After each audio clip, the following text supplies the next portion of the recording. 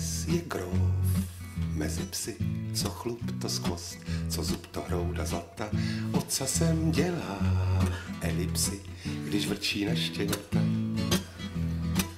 Můj pes je psem z Anglie, po otci lord, po mámě lady, hodný na hodné lidi je a zlý je na obejdy.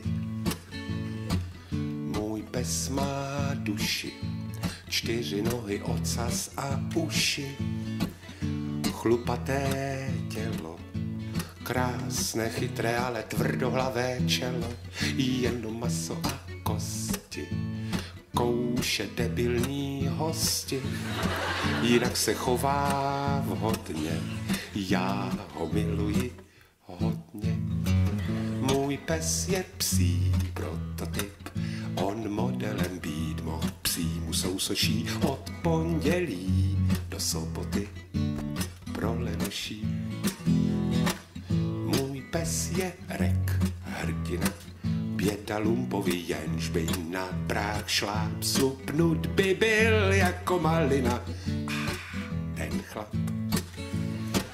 Můj pes má sílu, jak se má k jídlu, tak i k dílu. Pelech má u kredence, vysoké je inteligence, jenom maso a kosti, kouše debilní hosti, jinak se chová hodně a já ho miluji hodně. My dog is a dog number 1, yeah.